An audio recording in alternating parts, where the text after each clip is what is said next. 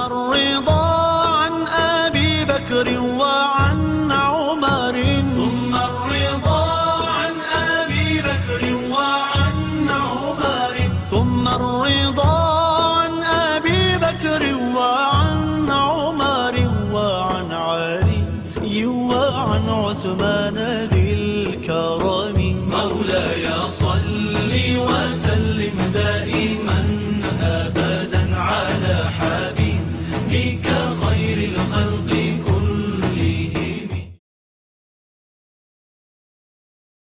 اعوذ باللہ من الشیطان الرجیم. بسم اللہ الرحمن الرحیم.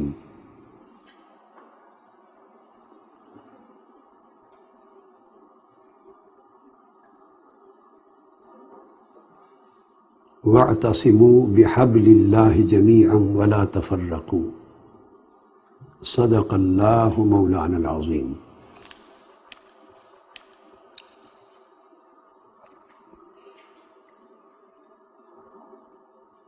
معزز و مکرم علماء کرام، خطباء اعظام،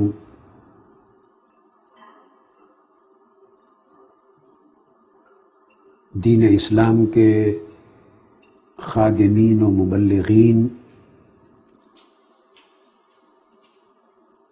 علوم دینیہ کے اساتذہ اور طلباء، اور امت مسلمہ کے جمیع مخلص افراد، سامعین و ناظرین، اللہ رب العزت کا شکر ہے جس کی توفیق سے ہم آج سے ایک ایسے اہم موضوع پر گفتگو کا سلسلہ شروع کر رہے ہیں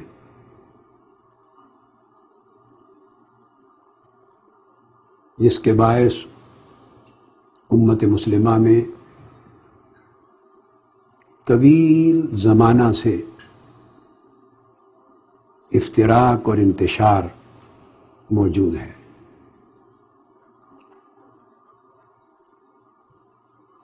اور وقت کے ساتھ ساتھ اس میں غلو اور انتہا پسندی پیدا ہوتی گئی اور پیدا ہوتی جا رہی ہے.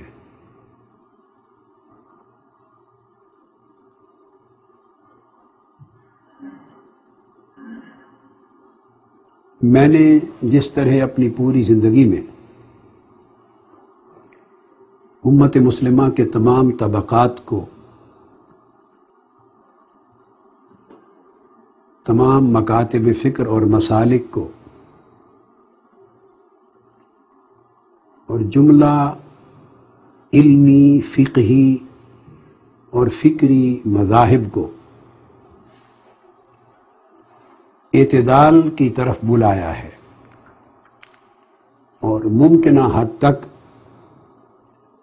انہیں انتہاؤں کی طرف جانے سے روک کر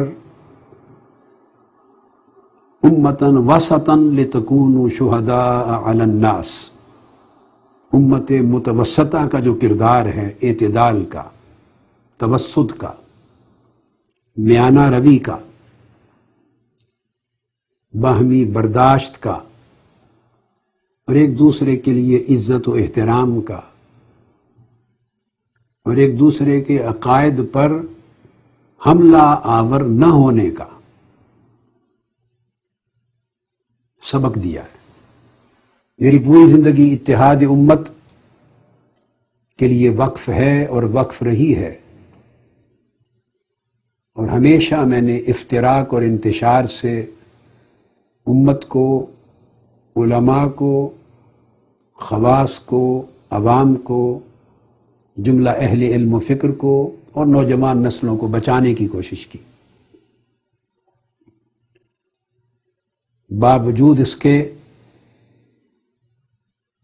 کہ میری ذات میں اور میری طبیعت میں کوئی مداہنت نہیں، میرا اپنا ایک عقیدہ ہے، ایک مسلک ہے، ایک مشرب ہے، ایک واضح نقطہ نظر ہے. جس میں مجھے کبھی نہ کوئی ابہام تھا نہ ہے، مگر میں نے مکاتب فکر پر ہمیشہ امت مسلمہ کے اجتماعی مفاد کو ترجیح دی ہے، مسالک پر دین اسلام کی کلیت اور اجتماعیت کو ترجیح دی ہے،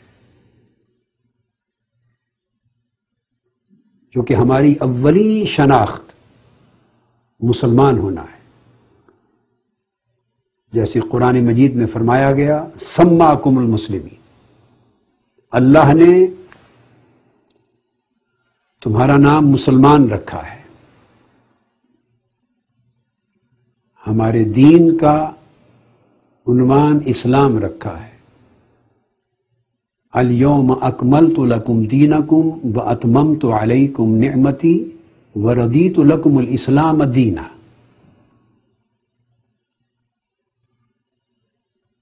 اللہ نے ہمارے لیے دین اسلام کا عنوان پسند فرمایا ہے، اس ٹائٹل کو ہمارے لیے ریکمینڈ کیا ہے، اور بجائے اس کے کہ ہم گروہی شناخت کو اسلام کی اجتماعی شناخت پر فائق کریں،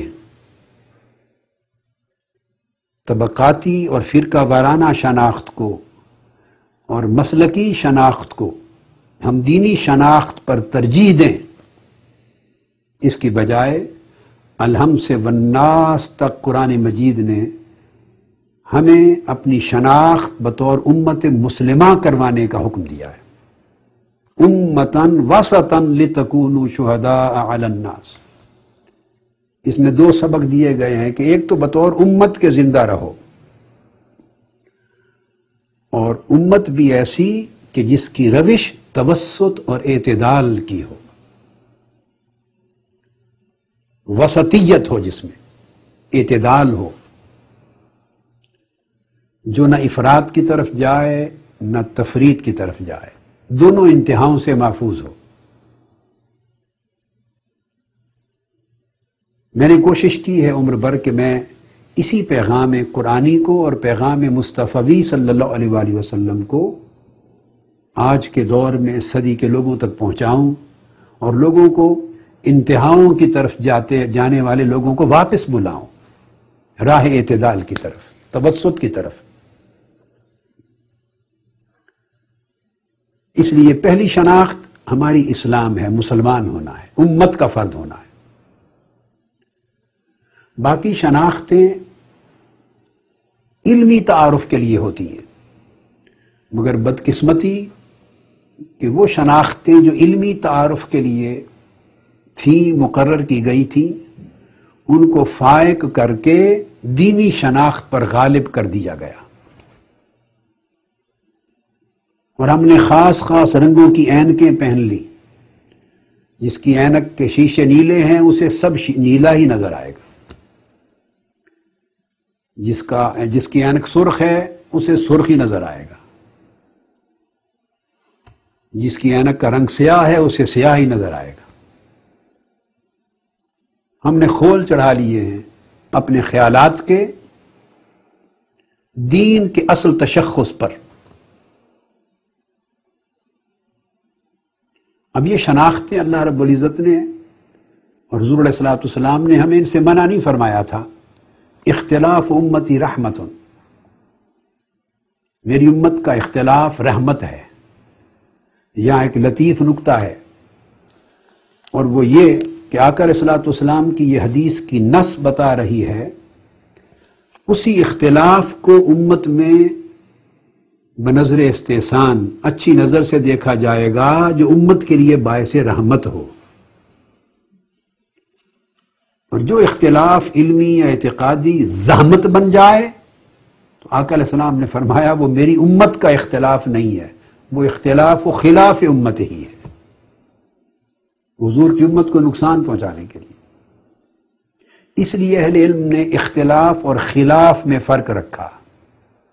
اختلاف میں رحمت ہوتی ہے، ادب ہوتا ہے، حیا ہوتا ہے، حدود ہوتی ہیں، لمیٹیشنز ہوتی ہیں۔ خلاف میں نہ ادب رہتا ہے، نہ حیا رہتا ہے، نہ حدود رہتی ہیں، نہ کسی شے کا پاس رہتا ہے۔ آدمی غیروں کی طرح ٹریٹ کرتا ہے، جس طرح ایک دوسرے کو قتل کرنے اور مار دینے پر تلا ہوا ہوتا ہے۔ ایک میدان جنگ بپا ہے، دوسرے کے عقیدے کو مار کے مردہ لاش بنا دینا، تب بھی جا کے ہماری آگ نہیں بجھتی۔ تو ہمارا زاویہ نگاہ اتنا بدل گیا ہے۔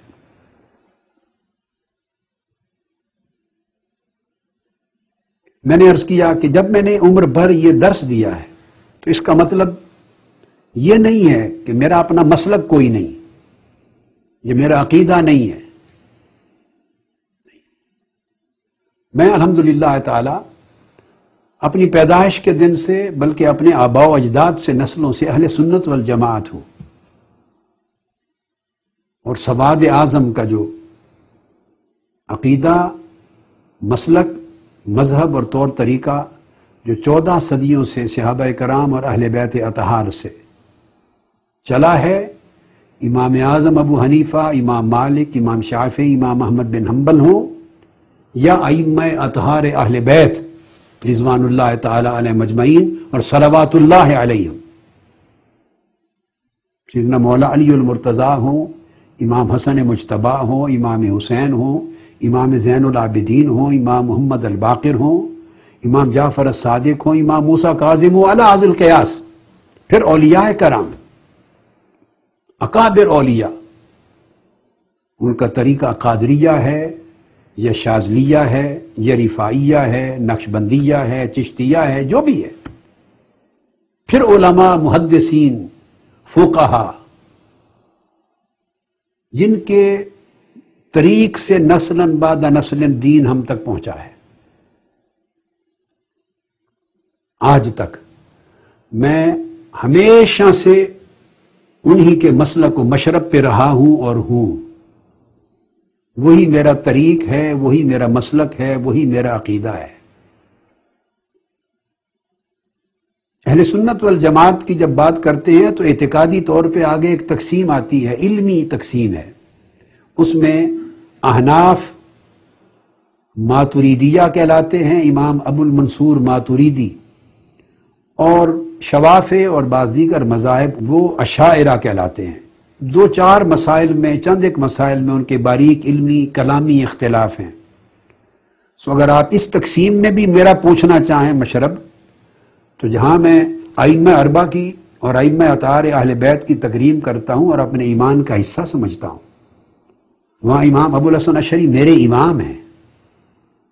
مگر مجھ سے آپ مزید تشخص چاہیں گے کہ دو میں جہاں اختلاف ہے اعتقادی بعض کلامی مباحث پر، تو میں کس طرف ہوں؟ تو میں امام ابو الحسن ماتریدی کا پیروکار ہوں، ماتریدیہ ہوں، جو احناف کا طریق ہے۔ چونکہ میں مذہباً فقہی اعتبار سے حنفی ہوں، میں چونکہ فرقہ وارانہ باتیں نہیں کرتا،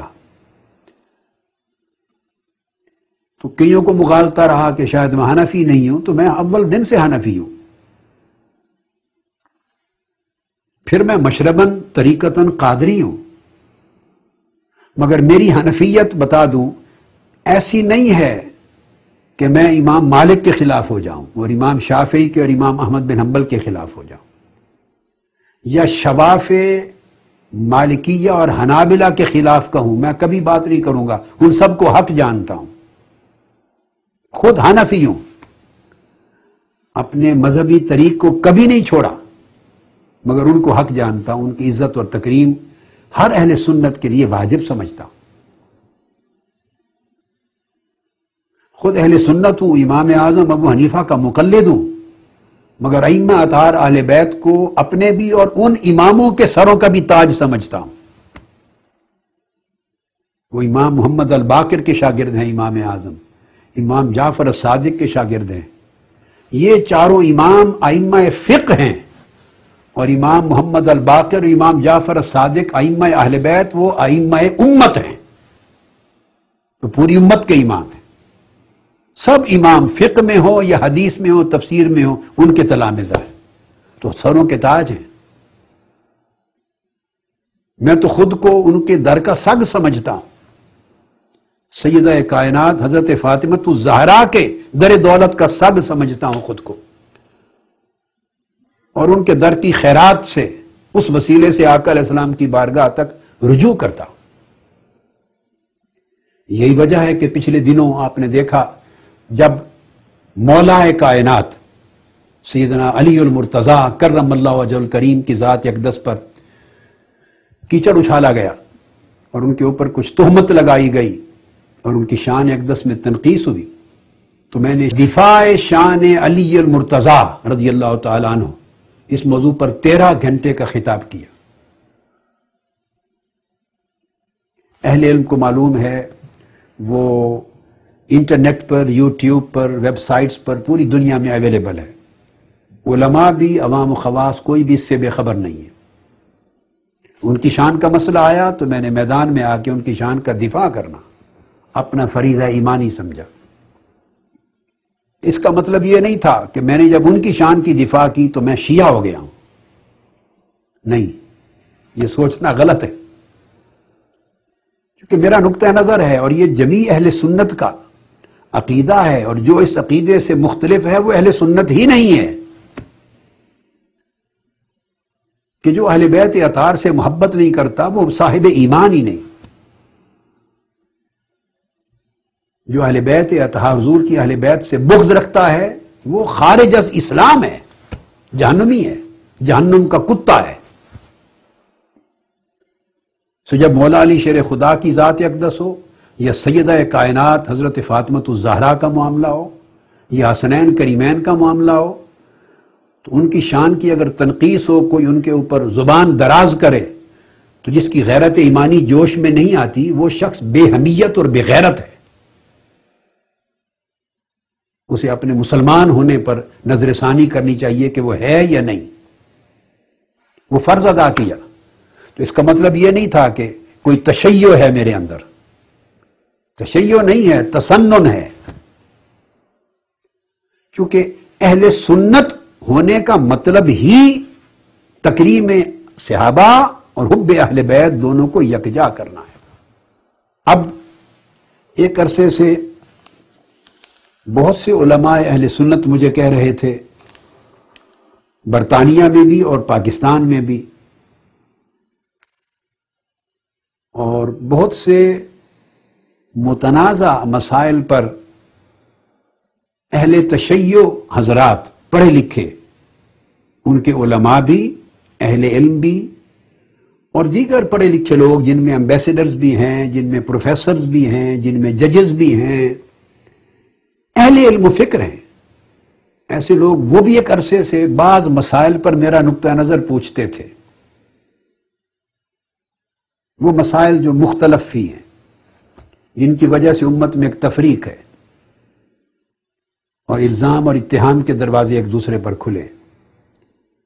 اور برطانیہ سے اور پاکستان سے علماء کرام کا بھی کہنا تھا کہ جیسے میں نے دفاع شان علی المرتضیٰ کا فریضہ ادا کیا ہے، اسی طرح سیدنا ابو بکر صدیق رضی اللہ تعالیٰ عنہ اور سیدنا فاروق اعظم رضی اللہ تعالیٰ عنہ، ان کی ذوات مقدسہ پر بھی بے پناہ اتہام ہو رہا ہے، تہمتیں لگائی گئی اور بے حد و حساب گستاخیاں ان کی شان میں کی جا رہی ہیں، اور لوگوں کے ذہن پراگندہ ہیں۔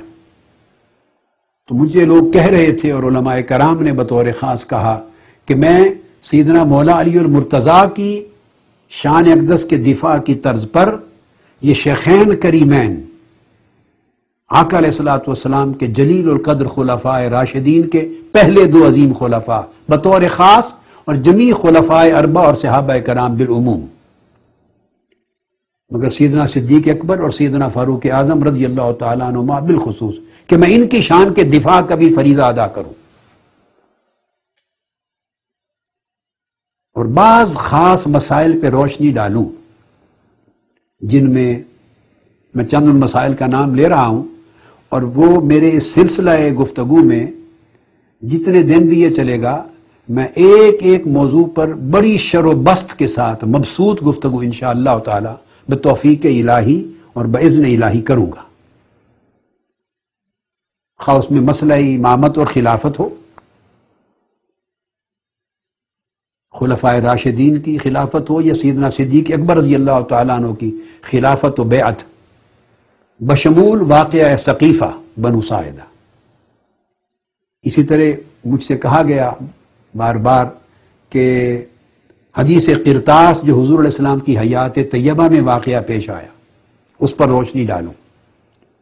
اب اس گفتگو کی سیریز میں انشاءاللہ گفتگو کروں گا۔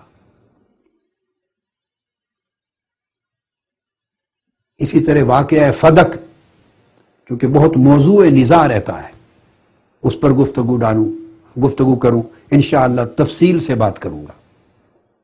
سیدنا صدیق اکبر رضی اللہ تعالیٰ عنہ پہ الزام لگے کہ انہوں نے مینوورنگ کر کے اپنی خلافت کروا لی،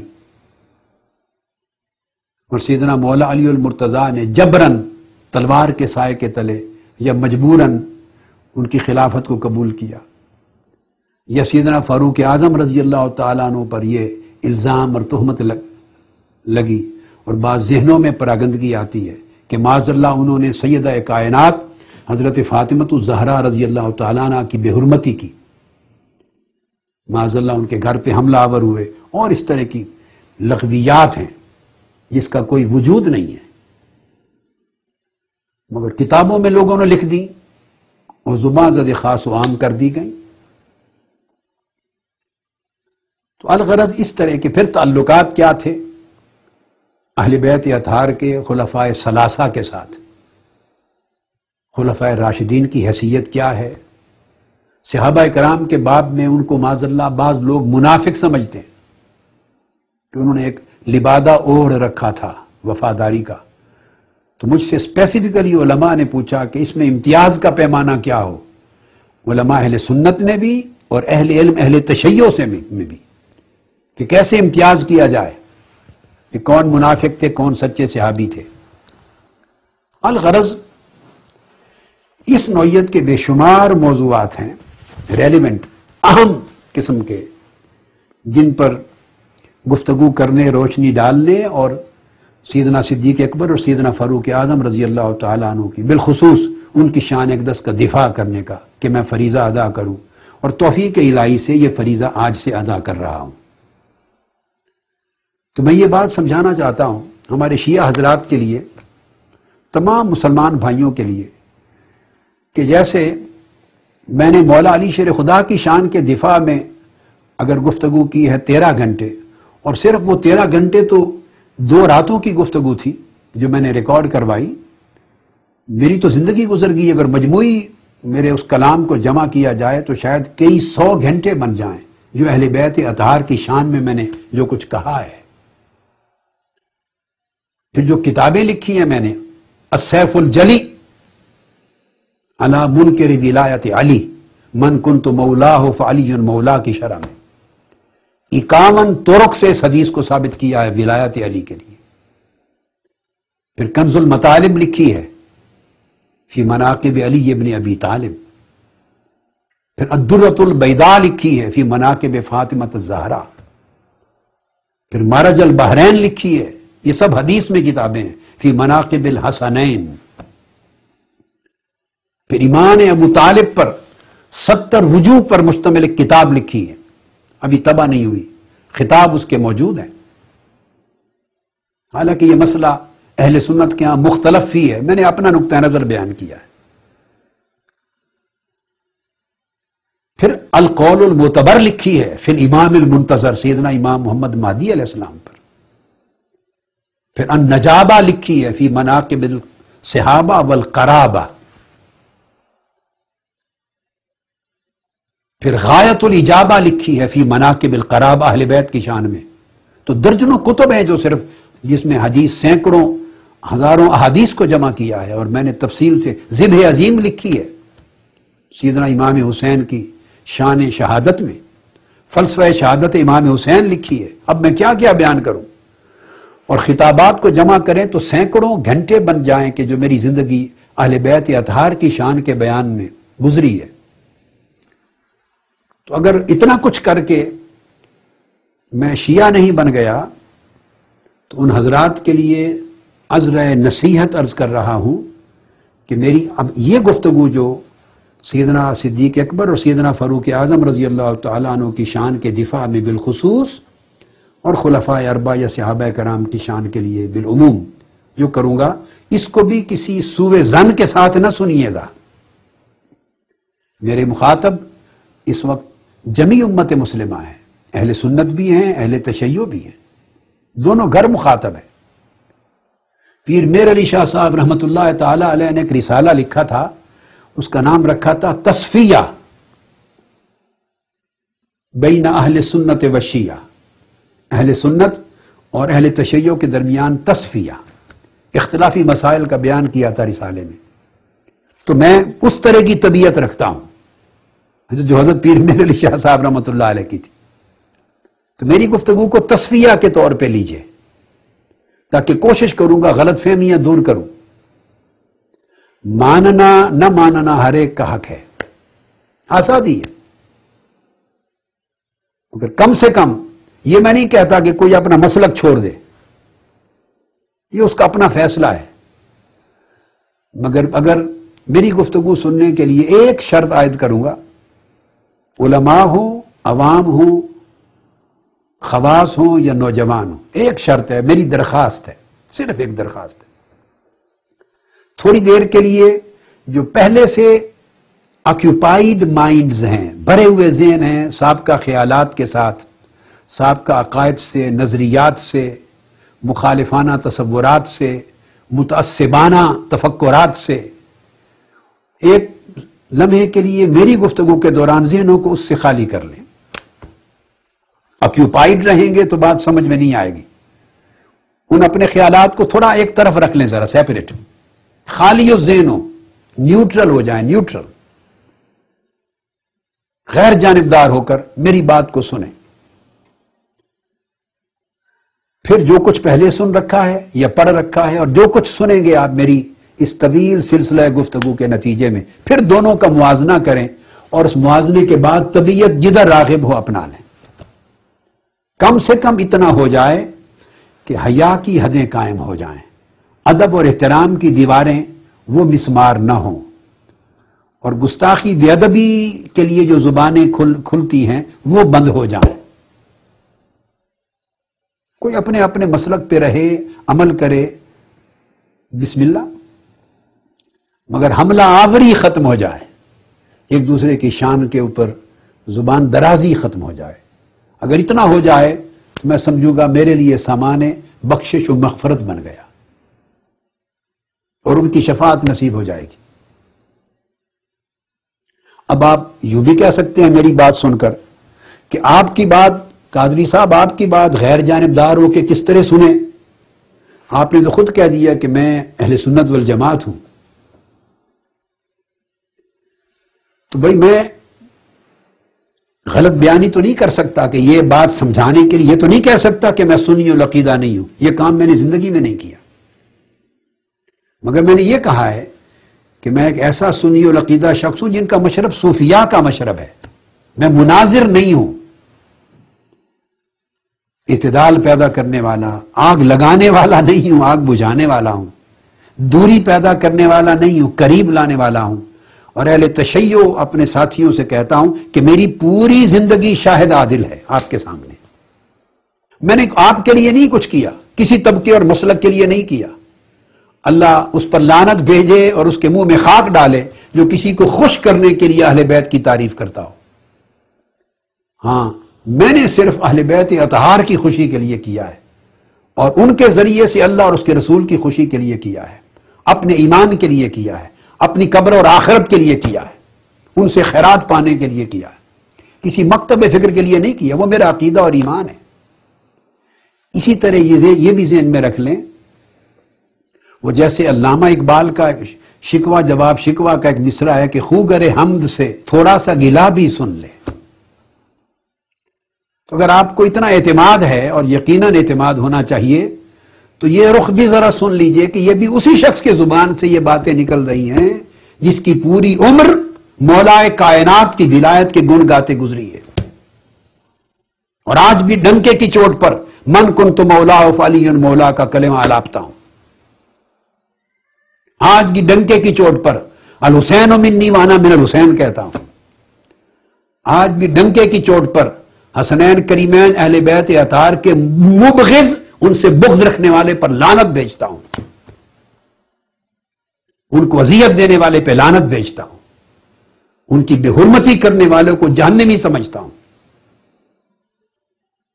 ڈنکے کی چوٹ پر. تو آپ کو اس لیے یہ باتیں میں بتا رہا ہوں کہ ایک ایسے شخص سے اب یہ باتیں سن رہے ہیں جس کا یہ روش ہے، جس کا یہ عقیدہ ہے، یہ مشرب ہے.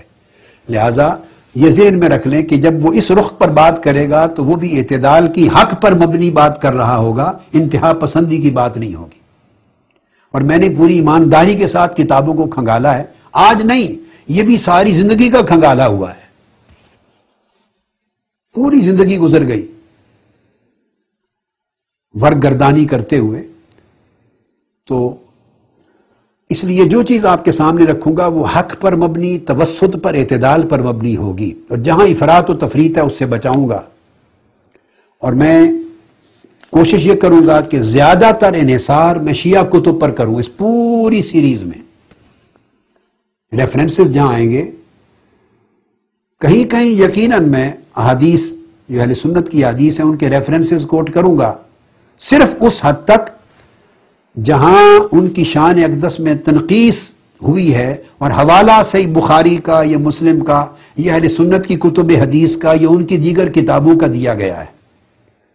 اگر اہل سنت کی کسی کتاب کی روایت کی بنیاد پر کوئی بات کہی گئی ہے یا ذہنوں میں پریشانی آئی ہے، اس موقع پر پھر میں پوری جرح و تعدیل کروں گا. پھر وہ کتابیں میں کھولوں گا، تمام کتب حدیث، تمام روایات، تمام اسانید، ان حدیثوں کے تمام متون، پھر ان کا موازنہ کروں گا اور ان میں اس گوشے کو لوں گا جس کی تائید کتب شیعہ میں بھی ملے گی، اور کیا کیا مغالطہ لگا ہے اور کہاں کہاں لگا ہے اس کو ایکسپلین کروں گا. ورنہ موسٹلی میرا مدار گفتگو اہل تشیع کی کتب پر، ان کی تصانیف پر، ان کی تفاسیر پر، ان کی کتب حدیث پر، ائمہ اطہار اہل بیت کے کلام پر، اہل تشیع محققین اور علماء کی تحقیقات پر میرا مدار ان کی گفتگو، ان کی تحقیق پر رہے گا. ورنہ فائدہ نہیں ہے. اگر میں اہل سنت کی کتب سے ہی حوالے دے کر صحابہ کرام کی شان بیان کر دوں تو اس کا کوئی مقصد نہیں بنتا.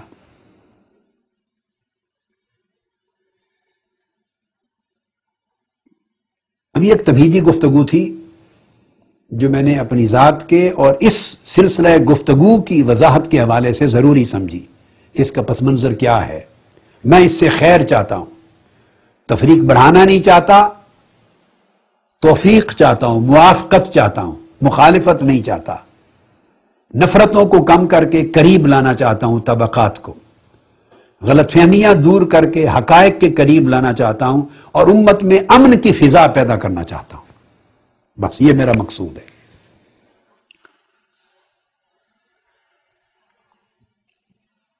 یاد رکھ لیجئے،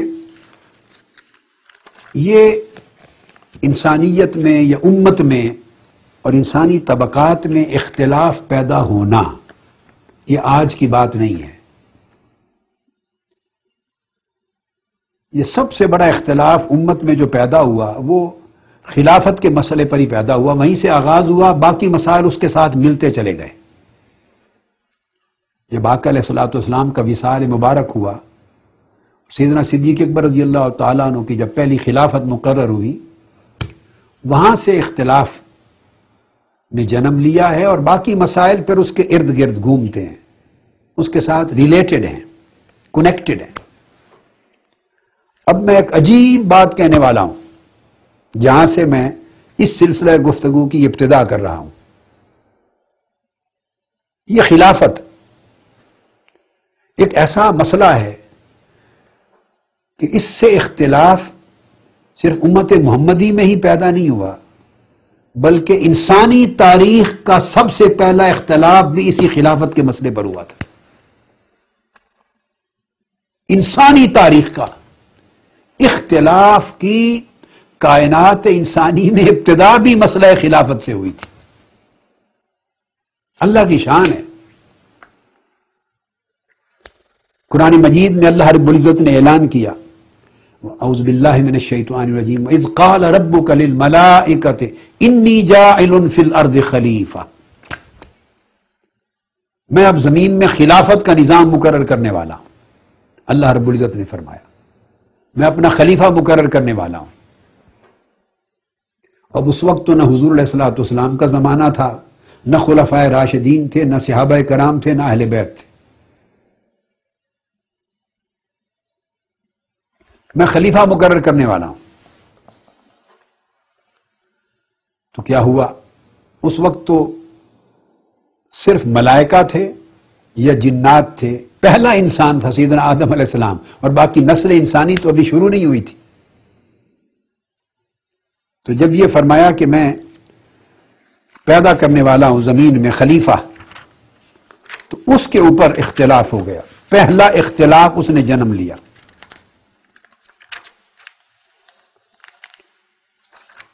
ملائکہ نے کہا، اب یہ بات سمجھنے والی ہے، میں اس آیت کریمہ اور اس مقام سے چند نکات اخذ کروں گا، اور بڑے لطیف اور بڑے دقیق اور بڑے مفید، اور جو سلیم الطبع لوگ ہیں انہیں بہت کچھ اسی ایک مقام سے مل جائے گا. تو یاد رکھ لیں کہ اس موقع پر دو طرح کے اختلاف ہوئے. میرے اس جملے پر غور کیجئے. اختلاف ہوا، مگر میں کہہ رہا ہوں کہ اختلاف دو طرح کا ہوا.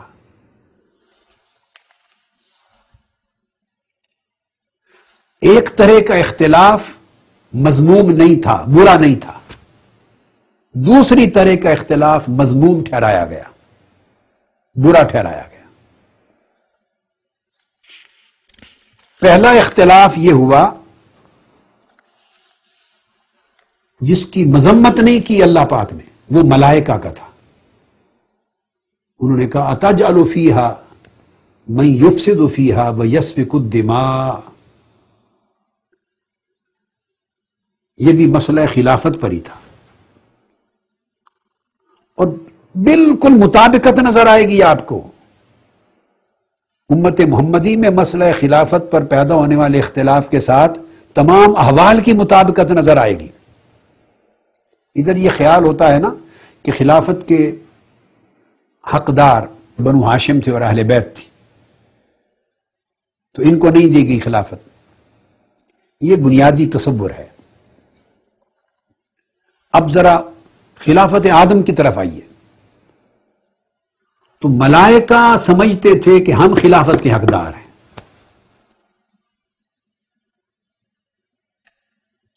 اب ایک بڑا لطیف نقطہ ذہن میں رکھنے اہل علم ہے. میں نے عرض کیا میں دیانتدارانہ بات کروں گا، اعتدال کی، تاکہ بات سمجھ آئے، مسئلہ حل ہو، الجھے نہیں. تو کسی کا بوجوہ یہ خیال کرنا کہ خلافت کا حق ہمارا ہے، اس حد تک کوئی برائی نہیں ہے. اچھے لوگ، صالح لوگ، اب ملائکہ سے بڑھ کر وہ ملائکہ جن میں نفس اور نفسانیت ہی نہیں ہے. زُيِّنَ لِلنَّاسِ حُبُّ الشَّهَوَاتِ مِنَ النِّسَاءِ وَالْبَنِينَ وَالْقَنَاطِيرِ الْمُقَنطَرَةِ مِنَ الذَّهَبِ وَالْفِضَّةِ، جن کے اندر حب جاہ و منصب ہی نہیں ہے، نہ نفس ہے، نہ نفسانیت ہے، نہ شہوتیں ہیں، نہ اقتدار کا حرص ہے، نہ طلب ہے، نہ کوئی برائی، مذمومات نفس ہیں، ہے ہی نہیں. تو جب ملائکہ جیسے افراد جو ان تمام چیزوں سے مبرہ اور پاک ہیں، ان کو یہ خیال گزر سکتا ہے کہ خلافت کے حقدار ہم ہیں، تو مولا علی شیر خدا ہوں یا بنو ہاشم ہوں اور اہل بیت اطہار، اگر ان کے ذہن میں اس وقت ایسا خیال آ گیا تو کون سی برائی کی بات ہے. اور سیدنا مولا علی شیر خدا ان نفوس قدسیہ سے ہیں کہ جن کا درجہ ملائکہ سے بھی بلند ہے. ملائکہ تو ممکن ہے ان کے شہزادوں کے جھولے جھلاتے ہوں گے، ملائکہ تو مولا علی شیر خدا کے رستوں میں دائیں بائیں دیدار کے لیے کھڑے ہوتے ہوں گے. ملائکہ تو سیدہ کائنات فاطمہ الزہرا کے گھر کی دربانی کرتے ہوں گے. ملائکہ تو وہ تھے کہ جب مولا علی شیر خدا اور سیدہ فاطمہ الزہرا کا نکاح ہوا تو حوران فلک جنت اور ملائکہ وہ گل پاشیاں کرتے تھے خادموں کی طرح، وہ تو اس گھر کے خادم ہیں ملائکہ۔ میں جو بات کر رہا ہوں وہ یہ بات کر رہا ہوں، یاد رکھ لیں کہ ملائکہ معصوم ہوتے ہیں۔ اہل تشیع حضرات کے ہاں اہل بیت اطہار کے ائمہ کی نسبت بھی عقیدہ عصمت ہے کہ امام سارے معصوم ہیں، جبکہ اہل سنت کے ہاں عقیدہ صرف انبیاء کی عصمت کا ہے۔ تو میں اب اہل تشیع کے عقیدے پر بات کی مدار رکھ رہا ہوں۔ اگر ان کے خیال میں عقیدے میں تمام ائمہ اہل بیت بشمول مولا علی شیر خدا معصوم ہیں، تو میں یہ کہہ رہا ہوں بھائی ملائکہ بھی معصوم ہیں، اس پر دونوں کا اجماع ہے، اہل سنت کا بھی اور اہل تشیع کا بھی۔ ملائکہ کی نسبت پر تو اختلاف ہی نہیں، جبکہ اہل بیت اطہار کی نسبت لفظ عصمت کا اہل سنت اور اہل تشیع میں نقطہ نظر مختلف ہے۔ اہل سنت اہل بیت اطہار ہوں یا اولیاء کرام انہیں محفوظ سمجھتے ہیں، اولیاء محفوظ ہوتے ہیں، معصوم انبیاء ہوتے ہیں،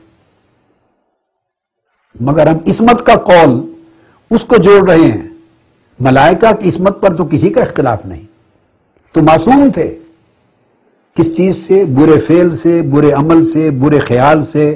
ملائکہ معصوم تھے بری خواہش سے، بری طلب سے، نفس پرستی سے، خود غرضی سے، حرص سے، لالچ سے، جھگڑے سے، فساد سے، ہر برے خیال سے معصوم تھے، اس میں تو کوئی شک نہیں نا۔ جب وہ معصوم تھے تو معصوموں کے ذہن میں خیال آیا کہ خلافت کے حقدار ہم ہیں، کہ باری تعالیٰ آپ ایک بشر کو، ایک انسان کو زمین میں خلیفہ بنا رہا ہے، زمین میں یہ فساد انگیزی کرے گا، قتل و غارت گری ہوگی انسانوں کے ہاتھوں، جھگڑے ہوں گے، خون بہے گا، اس کو خلافت نہ دے، ہمیں دے، ہم حقدار ہیں۔ کیوں؟ نحن نسبح بحمدک ونقدس لک، ہم خود بھی معصوم ہیں، ہمارے ہاتھوں کسی کا قتل نہیں ہو سکتا، کسی کا خون نہیں بہہ سکتا، کسی سے زیادتی نہیں ہو سکتی۔ ملائکہ سوچ رہے ہیں، اور پھر ہم سراپا حمد ہیں، سراپا تقدیس ہیں، ہم اب وقت تیری عبادت کرتے، تیری حمد کرتے، تیری تعریف کرتے، تیری تنزیح کرتے، تیری تسبیح کرتے، تیری تحمید کرتے۔ تو دیکھیے انہوں نے حضرت آدم علیہ السلام کی خلافت کے تقرر کے موقع پر نہ صرف یہ کہ خود کو حقدار جانا، بلکہ حقدار جاننے کے ساتھ اپنے، اگلی بات کہہ رہا ہوں، اپنے حقدار ہونے اور حق ہونے کا اظہار بھی کر دیا۔ دوسری بات، تو اگر بعض کتابوں میں سیدنا مولا علی شیر خدا رضی اللہ تعالیٰ عنہ کے کلام مبارک میں یہ تذکرہ ملتا ہے، یہ ایسا نہ سمجھ لینا کہ میں نے اس طرح یہ بات کہہ کے تو اس موضوع کو سمیٹ دیا، نہیں، یہ سب اجمالی باتیں ہو رہی ہیں، تمہیدی۔ میں نے عرض کیا ایک ایک موضوع کو الگ الگ لوں گا، ایک ایک کتاب کو لوں گا، ایک ایک روایت کو لوں گا۔ جو انداز دفاع شان علی مرتضیٰ کا تھا یہ عمر بھر جو رہا ہے، اس موضوع کا بھی اسی طرح انشاءاللہ انداز ہوگا۔ کوئی چیز میں ایسے اغماض کر کے آنکھیں بند کر کے نہیں گزر جاؤں گا۔ تو میں تو یہ تمہیدی بعض مقدمات سمجھا رہا ہوں۔ تو اگر ان کے کلام میں سیدنا مولا علی المرتضیٰ کے کلام میں اگر یہ ذکر کہیں ملے کہ ہم حقدار تھے، یا ہمارا خیال تھا کہ ہمارا بھی حق ہے اہل بیت کا، تو کیا گناہ کی بات ہے؟ انہوں نے کیا گناہ کر دیا؟ یہ بات ملائکہ نے بھی سمجھی تھی۔ اگر انہوں نے کہیں کہہ دیا سیدنا صدیق اکبر سے مذاکرہ میں، کلام میں، آگے تفصیلات آئیں گی انشاءاللہ، میں ایک ایک ایشو کو ایڈریس کروں گا تفصیل سے، کتابیں سامنے رکھ کر ذکر کر دیا، تو اس سے بہت لمبی بات ہم اخذ کیوں کرتے ہیں؟ ملائکہ نے بھی خود اللہ کے سامنے اظہار کر دیا تھا، نحن نسبح بحمدک ونقدس لک، اللہ کے سامنے کر دیا تھا، اور اللہ پاک بتا بھی رہا ہے۔ کیوں بتا رہا ہے؟ اگلا ایک سوال پیدا ہوتا ہے۔ ایک واقعہ تھا تخلیق آدم کے وقت، فرشتوں نے ایک بات کی، اللہ نے جواب دے دیا، بات ختم ہو گئی۔ اس کو ہزاروں لاکھوں برس بیت گئے، آخری کتاب قرآن مجید میں اس پوری تفصیل کو لانے کا مقصد کیا ہے؟ اور ایک بار نہیں، بار بار لایا جا رہا ہے۔ امت کو تفرقہ سے بچانے کے لیے ایک راہ ہدایت بتایا جا رہا ہے. بھائی معاملات ایسے بھی ہوتے ہیں، ان کو یوں ڈیل کیا کرو، اس کو اتنا نہیں بڑھاتے. پھر ملائکہ کو اللہ رب العزت نے جواب دیا، دو طریق سے جواب دیا. ایک تو مشاہدہ کروایا علم کا، فوقیت علمی کے ذریعے، اور ایک جواب دیا انی اعلم ما لا تعلمون، ایک علم آدم الاسماء کلہا کا جواب دیا، علمی فضیلت بتائی. دوسری فرمایا انی اعلم ما لا تعلمون، اور بھی کئی باتیں ہیں میں جانتا ہوں تم نہیں جانتے. سو کیا ہوا؟ ملائکہ جو تھے اختلاف جنہوں نے اپنا سوال کیا تھا، چونکہ اللہ کی بارگاہ ہے نا، تو وہاں لفظ اختلاف میں یوز نہیں کرنا چاہتا، اللہ کی بارگاہ ہے، ورنہ واقعہ کوئی اور کہنے والا تو اسی طرح ہی کہے گا نا، چونکہ وہ ایک مقدمہ کے جواب میں اپنا پوائنٹ آف ویو پیش کر رہے ہیں، تنقید بھی ہو رہی ہے اس صاحب خلافت پر، یسفک الدماء، اور اپنی تقدیس کا اظہار بھی ہو رہا ہے، استحقاق بھی بیان ہو رہا ہے. یہی دو باتیں. تو پھر کیا ہوا؟ جب اللہ پاک نے یہ بات سمجھا دی تو بس وہ جو ان کے ذہنوں میں اختلاف آیا تھا یا خیال آیا تھا، چونکہ اہل ایمان تھے، معصوم تھے، وہ بات ختم ہو گئی. ملائکہ نے اس کے بعد کبھی ذکر ہی نہیں کیا، وہ سمجھ گئے انی اعلم ما لا تعلمون سے. سو اسی طرح چونکہ مولا علی شیر خدا اور اہل بیت اطہار ان ملائکہ سے کم درجے کے لوگ نہیں، اعلیٰ درجے کے لوگ تھے، خانوادہ رسول. اسی طرح یہ خیال آیا، ذکر بھی کیا. وہ خیال اور ذکر کتابوں میں آیا ہے، اہل سنت کے ہاں بھی، اہل تشیع کے ہاں بھی. مگر جو اگلی بات ہے، جب بات سمجھ میں آ گئی اور مصالحت ہو گئی، پھر مولا علی شیر خدا نے پورے 30 برس ان کا ساتھ دیا ہے، مخالفت نہیں کی، کبھی ذکر ہی نہیں کیا. امام حسن مجتبی نے ان کا ساتھ دیا ہے، کبھی تعریف کی ہے، کبھی اختلاف نہیں کیا. امام حسین نے ان کی تعریف کی ہے، اختلاف نہیں کیا. امام زین العابدین نے تعریف کی ہے، اختلاف نہیں کیا. امام محمد الباقر نے عمر پر تعریف کی ہے خلفائے ثلاثہ کی، اختلاف نہیں کیا. امام جعفر الصادق نے تعریف کی ہے، ان سے اختلاف نہیں کیا. بلکہ ائمہ اطہار اہل بیت نسل در نسل اپنی اولادوں کے نام بھی ابو بکر، عمر اور عثمان رکھتے رہے.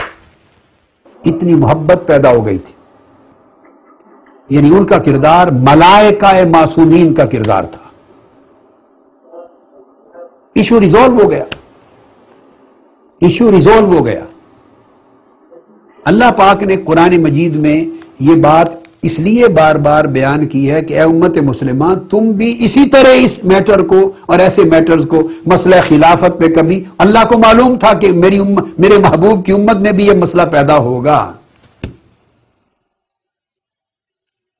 وہ تو خلیفۃ اللہ تھے، انی جاعل فی الارض خلیفہ، اللہ اپنا خلیفہ بنا رہا تھا.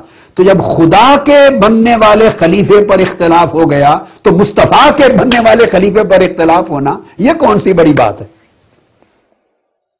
وہ خلیفۃ اللہ تھے، یہ خلیفۃ الرسول تھے، سیدنا ابو بکر صدیق رضی اللہ تعالیٰ عنہ. تو بار بار قرآن میں ذکر اس لیے کیا کہ جس طرح وہ مسئلہ سیٹل ہو گیا تھا اور ملائکہ نے وہ دن اور آج کے دن کبھی اس کو نہ ذکر کیا، نہ اس پر مذمت کی، نہ کبھی اختلاف ذہنوں میں رکھا، گل مل گئے، پھر مل کر کام کیا. جب زمین پر کعبۃ اللہ بنانے کا وقت آیا تو فرشتے آ گئے، اینٹیں اٹھا کے دیتے تھے آدم علیہ السلام کو، ملائکہ مل کر کام کرتے تھے. اسی طرح مولا علی شیر خدا بھول گئے اس بات کو، راضی ہو گئے، اہل بیت اطہار راضی ہو گئی. تو قرآن مجید کا سبق یہ ہے کہ تم بھی ملائکہ کی طرح اور ائمہ اطہار اہل بیت کی طرح یہ روش اختیار کرو کہ اگر کسی ایک مسئلے پر ایک علمی، ایک فکری، ایک اختلاف ایک ذہن میں آیا، استحقاق کی ایک بات ذہن میں آئی، یہ بشری تقاضا ہے، انسانی تقاضا ہے، یہ چیزیں ہوتی ہیں. مگر انہوں نے جھگڑا نہیں کیا، لڑائی نہیں کی، فساد نہیں کیا. آگے ان چیزوں پر آئے گا، چونکہ کوئی ساتھی کہہ سکتے ہیں نا جی فساد ہوا، تو میں اس لیے آگے ان کی تفصیلات میں ایک ایک ایشو پر آؤں گا انشاءاللہ کہ نہیں ہوا، بس خوش ہو گئے۔ اور سیدنا علی شیر خدا پھر نہج البلاغہ جو حضرات اہل تشیع کی بڑی معتبر کتاب ہے اور مولا علی المرتضیٰ کے خطبات کا مجموعہ ہے، اس میں جا بجا اول تا آخر مولا علی المرتضیٰ کرم اللہ وجہ الکریم پھر خلفائے راشدین اور صحابہ کرام کی تعریفیں کرتے نظر آتے ہیں، جا بجا توصیف کی ہے۔ ہم اس پر آئیں گے انشاءاللہ۔ تو یہ مسئلہ حل ہو گیا۔ یہ ایک نوعیت کا اختلاف تھا جو ملائکہ نے کیا۔ اسی موقع پر ایک دوسرا اختلاف بھی ہے، وہ اختلاف مذموم ہے۔ اگر ہم اس روش کو اپنائیں گے تو ہمارے ایمان کو خطرہ ہو جائے گا۔ اللہ پاک نے دونوں مثالیں ہمارے سامنے رکھ دی ہیں، دونوں مسئلہ خلافت پر ہیں، دونوں اختلاف، اور ایک اختلاف ادب کے ساتھ ہوا ہے اور حل ہو گیا ہے، وہ ملائکہ تھا۔ دوسرا اختلاف ابلیس نے کیا ہے خلافت آدم علیہ السلام پر۔ اللہ پاک نے فرمایا اسجدوا لآدم، اب اس میرے آدم کو، میرے خلیفہ کو سجدہ کرو، تعظیم بجا لاؤ۔ تو اب آپ دیکھیے کہ ملائکہ بھی یہ بات پہلے کر چکے تھے، مگر چونکہ ان کی حل ہو گئی، انہوں نے خلش دل میں نہیں رکھی، تو پھر فسجد الملائکۃ کلھم اجمعون، سارے فرشتے سجدے میں گر گئے، انہوں نے بات مٹا دی۔ سو اچھا امتی یہ ہے کہ اہل بیت اطہار کی طرح اس موضوع کو بھلا دے، مٹا دے۔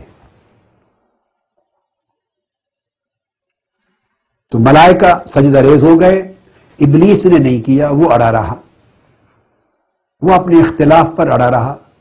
اس نے اختلاف کو اختلاف نہیں بلکہ خلاف بنا دیا، اور خلاف سے بڑھ کر فساد بنا دیا ابلیس نے، اور اللہ رب العزت کے سامنے بھی اڑ گیا۔ میں اس کو تیرا خلیفہ نہیں مانتا۔ اللہ پاک نے پوچھا کیوں نہیں خلیفہ مانتا؟ تو نے اس کو سجدہ کیوں نہیں کیا؟ قال ما منعک اللہ تسجد اذ امرتک، تجھے کس چیز نے منع کیا کہ میرے حکم کے باوجود تو نے اس کو سجدہ نہیں کیا؟ ما منعک اللہ تسجد اذ امرتک، میرے حکم کو بھی رد کر دیا اور سجدہ نہیں کیا، کس چیز نے منع کیا؟ قال انا خیر منہ، اب وہ بھی استحقاق سمجھتا تھا، اس نے کہا میں اس سے بہتر ہوں۔ خلقتنی من نار و خلقتہ من طین، میں آگ سے بناؤں، تو نے مجھے آگ سے بنایا ہے، اس کو مٹی سے بنایا ہے، آگ اوپر اٹھتی ہے، مٹی نیچے گرتی، میری شان زیادہ ہے۔ سورہ الاعراف آیت نمبر 12۔ میں اس کو نہیں مانتا۔ اب آپ دیکھیے، تو شیطان اڑ گیا، تو اس نے اختلاف کو ختم نہیں کیا، اختلاف کو ختم نہیں کیا، اور دوسرے مقام پر وہ کہتا ہے لم اکن اسجد لبشر، دونوں طرح کے اختلافات اول وقت سے شروع ہو گئے تھے، ایک خلافت پر اور ایک مسئلہ بشریت پر۔ ایک اس نے حضرت آدم علیہ السلام کو خلیفہ ماننے سے انکار کر دیا، تو اس اختلاف کی بھی اس نے بنیاد رکھ دی، اختلاف مذموم کی، اور دوسرا اختلاف مذموم اس کی بنیاد رکھ دی، اس نے کہا لم اکن اسجد لبشر، یہ بشر ہے، میں بشر کے سامنے کیوں جھکوں، میں بشر کو نہیں مانتا، اس کو بجتی مٹی سے اور بودار گارے سے بنایا ہے، تو نے اس بشر کو کیوں سجدہ کروں؟ حالانکہ یہ بات اللہ رب العزت خود بھی فرما چکے تھے، انی خالق بشرا من صلصال من حمأ مسنون، میں پیکر بشریت بنا رہا ہوں اس بودار گارے سے، بجتی مٹی سے۔ بات فیکچولی، میں اگلی بات جو کہہ رہا ہوں فیکچولی، فیکٹس کے لحاظ سے وہی بات تھی جو اللہ رب العزت نے کہی تھی، اسی کو ابلیس نے بھی کہا۔ مگر اللہ رب العزت کا کہنا بیان واقعہ کے لیے تھا. کس کے لیے تھا؟ بیان واقعہ کے لیے. اور ابلیس نے جب کہا یہی جملہ، وہی جملہ جو اللہ رب العزت نے کہا تھا، اس کا بیان اظہار واقعہ کے لیے نہیں تھا، تنقیص شان کے لیے تھا. اس کا بیان اظہار قدورت کے لیے تھا. اللہ کا بیان اظہار واقعہ کے لیے تھا، اظہار حقیقت کے لیے تھا، یہ اظہار قدورت کے لیے تھا، تنقیص شان تھی. تو آپ نے دیکھی ہے نا، جملے ایک ہیں مگر دو الگ جگہوں سے صادر ہوئے تو کائنات ہی بدل گئی معنی اور مفہوم کی. تو اللہ رب العزت نے اس کو رد کر دیا، اس کو مردود بنا دیا، لعنت بھیج دی، اور قیامت تک کے لیے فخرج منہا، نکل جا میری بارگاہ سے، تم مردود ہو گئے ہو.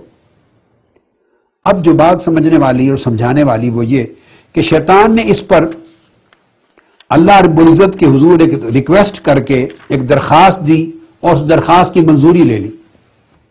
ابلیس نے، مالک ہے، اس کے کام ہے، اس لیے دی کہ خیر و شر اگر دونوں چیزیں نہ ہوں تو پھر اچھوں کی قدر و منزلت کا پتہ کیسے چلے؟ نیکی اور بدی دونوں چیزیں ایگزسٹ نہ کریں تو نیکوں کا درجہ کس طرح معلوم ہو کہ بلند ہے؟ ظالم اور عادل دونوں ایگزسٹ نہ کریں تو عادل کو عدل کی جزا کیسے ملے گی؟ امتیاز کیسے ہوگا؟ اگر خیر و شر نہ ہو اور روشنی اور اندھیرا نہ ہو تو کیا اندازہ ہوگا کہ روشنی اور نور کا مقام کیا ہے اور فائدہ کیا ہے؟ یہ نظام قدرت ہے.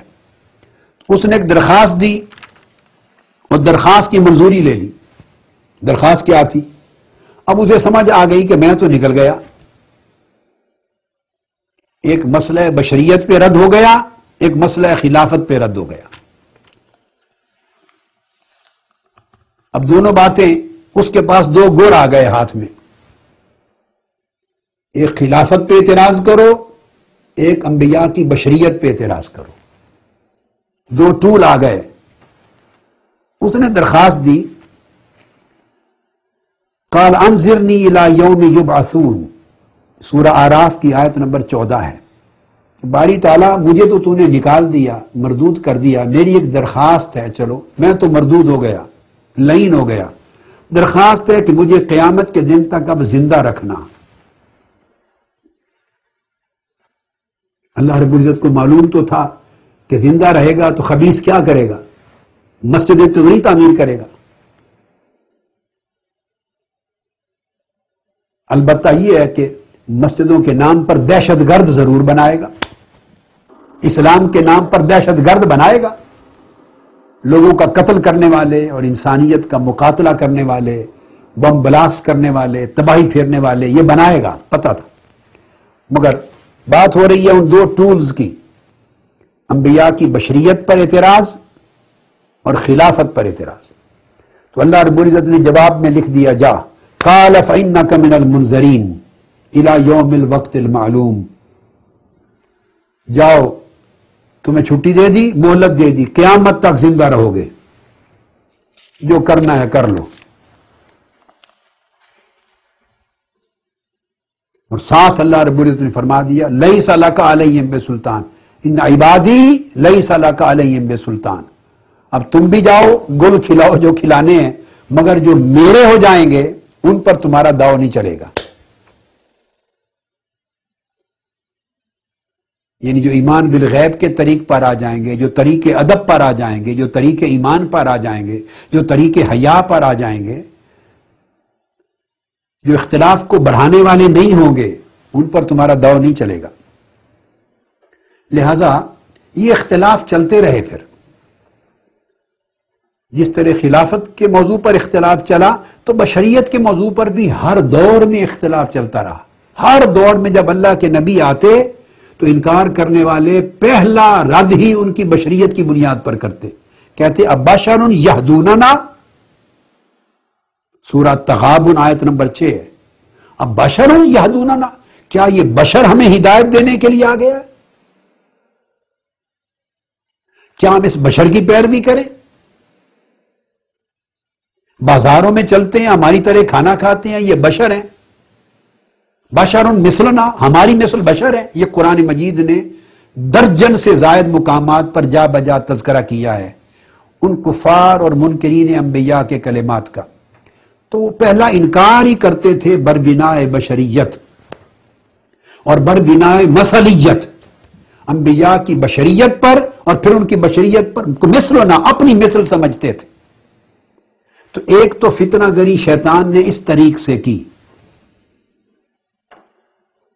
اور دوسری فتنہ گری جو ہے وہ ان کے نائبین اور خلافت کے بارے میں لوگوں کے ذہنوں میں انتشار پیدا کیے ہر موقع پر، تاکہ تنازع بڑھے، اختلاف بڑھے، اور اس طریق سے وہ ہمیشہ امت میں اور طبقات میں افتراق پیدا کرتا رہے.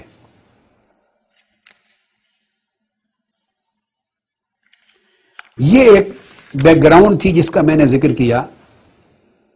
اسی وجہ سے جتنے مذاہب ہوئے ہیں پہلے بھی، تو ان میں فرقے بنتے رہے. بس پھر اگلے مزید اختلافات ایڈ ہو جاتے تھے تشریحات میں، تفصیلات میں، جزئیات میں. وہ تو پھر میں نے تو 2 بنیادی باتیں کی ہیں آپ کو، ورنہ اختلافات کا دائرہ پھر اور بڑھ جاتا تھا. تو مجوسیوں کا جب فرقہ وجود میں آیا، جو سب سے پہلے تھے، موسیٰ علیہ السلام سے بھی پہلے تھے، یہود سے بھی پہلے تھے، مجوسی، آتش پرست. پھر وہاں سے آتش پرستی کی کئی اور شکلیں بڑھتی چلی گئی، زرتشت وغیرہ کے مذاہب. تو مجوسیوں میں 70 فرقے بن گئے تھے. بس اختلافات کو ہوا دیتے ہوا دینے لگے تو یہ لسی کی طرح ہوتے ہیں. پنجابی زبان میں، پاکستان کے پنجابی علاقوں میں اس کو کنگ کہتے ہیں. اس میں جتنا پانی ڈالتے جائیں، جتنا بڑھاتے جائیں بڑھتی جاتی ہے. جتنا بڑھاتے جائیں، پانی ڈالیں بڑھاتے جائیں، تو پانی جو ہے وہ اختلاف اور فتنے کا پانی ہوتا ہے. جتنا بڑھانا چاہیں بڑھتی چلی جاتی. اسی طرح امت میں اختلاف ہے، اگر اس کو اعتدال سے، غیر جانبدار ہو کر، عقلی، شعوری، بین الاقوامی انسانی زندگی کے جو آداب ہیں ان پیمانوں پر بھی بیٹھ کر اگر دیکھنے لگیں تو اختلاف مٹ جاتے ہیں، ختم ہو جاتے ہیں. بڑھانے پر آ جائیں، چھوٹی چھوٹی باتوں پر چیونٹی کی ٹانگ میں رسے باندھ لیں اور بال کی کھال اتارنے لگ جائیں تو پھر جو چاہیں بنا لیں، پھر اختلاف بڑھتا چلا جاتا ہے. سو مجوسیوں میں 70 فرقے بن گئے. یہود کا زمانہ آیا تو ان میں 71 فرقے بنے. تاریخ بتا رہا ہوں، فرقہ واریت کی. یہود میں 71 فرقے بنے. پھر نصارہ آئے، مسیحی، ان میں 72 فرقے بنے. چھوٹے چھوٹے باتوں کے اختلافات کو بڑھایا تو اس کا ایک مکتب فکر بن گیا، فرقہ بن گیا. چھوٹے چھوٹے اختلاف کو طول دیا، ایگزیجریشن کی، حد سے بڑھایا، فرقہ بن گیا، 72 بن گئے. جب امت مسلمہ کا زمانہ آیا، آخری امت، تو حضور علیہ السلام نے نشاندہی کر دی تھی اب میری امت میں 73 فرقے بن جائیں گے. فرمایا 73 فرقے بنیں گے، اور وہ بنے. پہلے بھی فرقے بنتے تھے، مگر آقا علیہ الصلوۃ والسلام نے ساتھ ایک نشاندہی فرما دی، ان میں 72 فرقے غلط راہ پر ہوں گے، وہ گمراہ ہو جائیں گے. نجات پانے والا اس میں سے صرف ایک ہوگا، باقی ہلاکت میں جائیں گے. تو آقا علیہ الصلوۃ والسلام سے پوچھا گیا، یا رسول اللہ، وہ جو ایک ہدایت پر ہوگا وہ کون سا فرقہ ہوگا؟ ہدایت پہ رہنے والا وہ فرقہ کون سا ہوگا؟ میں وہ حدیثیں بھی سنا لوں. اس کو آقا علیہ السلام نے فرمایا السواد الاعظم، سب سے بڑا طبقہ عددن، یہ میری امت میں کثیر العدد جو ہوگا طبقہ، وہ جماعت ہوگی اور وہ سواد الاعظم ہوگا، اور اسے فلاح و نجات نصیب ہوگی.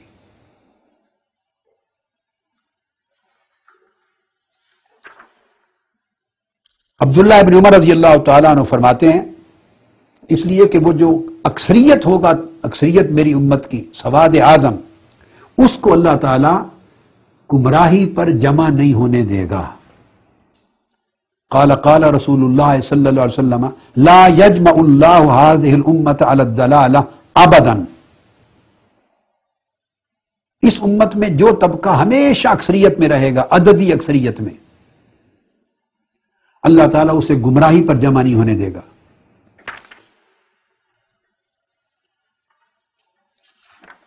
پوچھا گیا یا رسول اللہ، آپ نے فرمایا وقال ید اللہ علی الجماعہ، کیونکہ اللہ کا ہاتھ حفاظت کا اس جماعت پر ہوگا۔ اور وہ جماعت کون سی ہوگی؟ فرمایا فاتبعوا السواد الاعظم فإنه من شذ شذ في النار۔ وہ اکثریتی جماعت ہوگی، سواد اعظم ہوگا، جو اس سے الگ ہوگا وہ جہنم کی طرف جائے گا۔ اور یہ حدیث جو میں آپ بتا رہا ہوں یہ متفق علیہ ہے بین اہل السنہ و اہل التشیع۔ یہ حضور علیہ السلام نے بھی بیان فرمائی، اور یہی معنی اور مفہوم اہل تشیع میں ائمہ اطہار اہل بیت، خود مولا علی شیر خدا نے بھی فرمایا رضی اللہ تعالیٰ عنہ۔ میں اس حصے کی گفتگو کا اختتام ان کے قول پہ کروں گا، نہج البلاغہ سے، یعنی یہ دونوں مسلکوں میں متفق علیہ ہے۔ السواد الاعظم یاد رکھ لیں، امت کا اکثریتی طبقہ جو عددی اکثریت میں ہو وہ ہمیشہ ہدایت پر رہے گا، اللہ کی حفاظت کا ہاتھ ید اللہ مع الجماعہ اس کے اوپر رہے گا۔ یہ جامع ترمذی میں بھی ہے اہل سنت میں، لزوم الجماعت میں، اس کو امام حاکم نے بھی روایت کیا، امام طبرانی نے بھی کیا، امام ابن خزیمہ نے کیا، امام ابو یعلا نے کیا، امام بہقی نے کیا، اور امام نسائی نے کیا، ابن ابی عاصم نے کیا، اور الغرض بے شمار ائمہ حدیث نے الگ الگ طرق اور اسانید کے ساتھ، اسانید صحیحہ کے ساتھ اور اسناد حسن کے ساتھ اس کو روایت کیا۔ اور یہ اس پر اجماع ہے اس حدیث کی معنوی صحت کا، اہل سنت میں بھی اور اہل تشیع میں بھی۔ پھر حضرت انس بن مالک رضی اللہ تعالیٰ عنہ روایت کرتے ہیں، اور یہ حدیث حسن اور صحیح ہے، بلند پایا حدیث۔ انس بن مالک فرماتے ہیں ان امتی لا تجتمع علی ضلالۃ، میری امت گمراہی پر کبھی جمع نہیں ہوگی، ہرگز جمع نہیں ہوگی۔ فاذا رأیتم اختلافا، اگر تم اختلاف پاؤ، دیکھو اختلاف ہو رہا ہے امت میں کسی مسئلے پر، فعلیکم بالسواد الاعظم، تو پھر اکثریتی طبقے کے ساتھ ہو جاؤ، جدھر میری امت کی عددی اکثریت ہے وہ حق پر ہوں گے۔ کیوں کہ عددی اکثریت پر اللہ اپنی حفاظت کا، ہدایت کا ہاتھ رکھتا ہے، اسے گمراہ ہونے سے بچا لیتا ہے، چونکہ وہ مین سٹریم ہوتی ہے نا، امت محمدی کی مین سٹریم ہوتی ہے، اور امت محمدی کی مین سٹریم کو، عددی اکثریت کو، جو اصل جسد ہے بڑا اکثریتی جسد، اس کو ہدایت پر رکھنا، گمراہی سے بچائے رکھنا، یہ حضور علیہ السلام کی نبوت کے کمالات میں سے ہے، آپ کی رسالت کے معجزات میں سے ہے، آپ کے دین کی بقا کے لیے ہے۔ انا نحن نزلنا الذکر وانا لہ لحافظون، جس طرح قرآن کی حفاظت کی ہے، سنت نبوی کی حفاظت کی ہے، دین اسلام کی حفاظت کی ہے، یہ حفاظت نہیں ہو سکتی نہ قرآن کی، نہ سنت کی، نہ دین اسلام کی، اگر ایک مین سٹریم چینل امت محمدی کا ہمیشہ دین پر، ہدایت پر اور راہ راست پر نہ رہے۔ یہ بات بڑی امپورٹنٹ ہے۔ حفاظت دین کی ہو ہی نہیں سکتی اگر امت کا اکثریتی طبقہ، جس کو مین سٹریم کہتے ہیں، وہ طبقہ جب تک ہدایت پہ نہ رہے، کیونکہ وہ شناخت ہوگی کہ یہ امت محمدی ہے۔ اس لیے فرمایا اگر اختلاف دیکھو تو عددی اکثریت والا جو طبقہ ہے، مسلک ہے، عقیدہ ہے، طبقہ فکر ہے میری امت کا، اس کے ساتھ چپک جاؤ۔ پھر انس بن مالک رضی اللہ تعالیٰ عنہ مزید روایت کرتے ہیں کہ میری امت 72 میں اور ایک روایت میں 73 فرقوں میں تقسیم ہو جائے گی۔ بنی اسرائیل 71 فرقوں میں تقسیم ہو گئی تھی۔ ان امتی ستفترق علی سنتین و سبعین فرقہ، 72 فرقوں میں تقسیم ہو جائے گی، سارے گمراہ ہوں گے، الا واحدہ، سوائے ایک کے، وہی الجماعہ، اور وہ ایک طبقہ کون سا ہے؟ جو اکثریتی طبقہ ہے، جس کی عددی اکثریت ہے، اس کو جماعت کہتے ہیں، عددی اکثریت کو جماعت کہتے ہیں۔ اب ایک سوال ذہن میں پیدا ہو سکتا ہے، یہاں ایک اور حدیث ہے، حضرت حارث اشعری روایت کرتے ہیں رضی اللہ تعالیٰ عنہ کہ قال رسول اللہ صلی اللہ علیہ وسلم بخمس کلمات امرنی اللہ بہن الجماعہ، ان میں پہلی چیز ہے، فرمایا کہ 5 کلمات کی آقا علیہ الصلوۃ والسلام نے فرمایا مجھے حکم دیا گیا ہے اللہ کی طرف سے، اور ان میں سب سے پہلی بات جو امت کو تلقین کرنے کی ہے وہ یہ کہ جماعت کے ساتھ رہنا۔ جماعت سے مراد عددی اکثریت کا طبقہ امت محمدی کا، اس کے ساتھ رہنا۔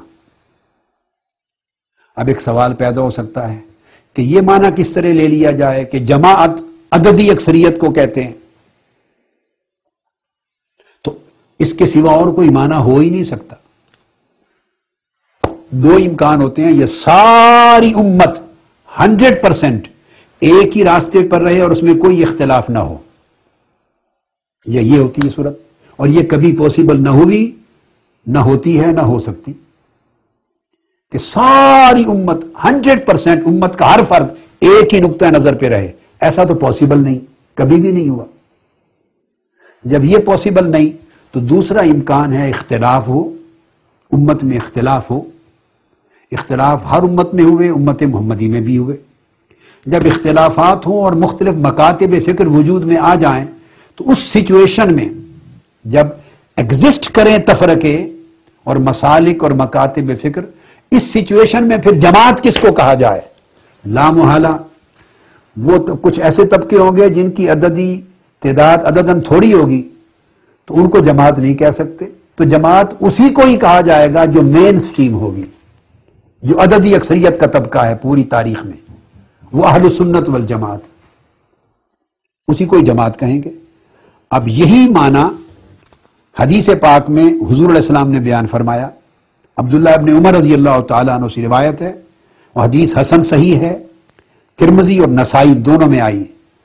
آقا علیہ الصلوۃ والسلام نے بیان فرمایا اور فرماتے ہیں یا ایھا الناس انی قمت فیکم کا مقام رسول اللہ صلی اللہ علیہ وسلم فینا فقال، یہاں آقا علیہ السلام قیام فرماتے، ابن عمر فرماتے ہیں رضی اللہ عنہ، انہوں نے یہ فرمایا، وہ بات سنا رہے تھے، فرمایا علیکم بالجماعہ، ہمیشہ جماعت کا ساتھ دینا، جماعت کے ساتھ چپکے رہنا، جماعت کے راستے پر چلنا، وَإِيَّاكُمْ وَالْفُرْقَةِ، اور چھوٹے چھوٹے عددی اقلیت والے فرقوں سے بچنا، دور جانا۔ تو فرقہ کہا الگ ہونے والے جن کی تعداد تھوڑی ہوتی ہے، ان سے الگ رہنا۔ پھر آقا علیہ السلام نے وضاحت کی فَإِنَّ الشَّيْطَانَ مَعَ الْوَاحِدِ وَهُوَ مِنَ الْإِثْنَيْنِ أَبْعَدُ، مثال یہ دی کہ شیطان ایک کے ساتھ قریب ہوتا ہے اور جہاں 2 ہو جائیں تو 2 کے مقابلے میں دور ہو جاتا ہے، 2 سے دور ہوتا ہے، ایک کے قریب ہوتا ہے شیطان۔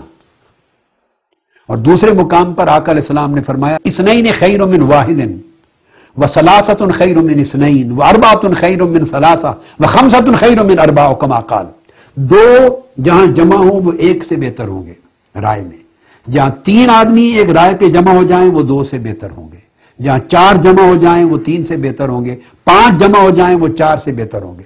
یہ ارشاد فرما کر فرمایا علیکم بالجماعہ، یہ اکثریت جو ہے عدداً اس کو جماعت کہتے ہیں، تم جماعت کا ساتھ دینا۔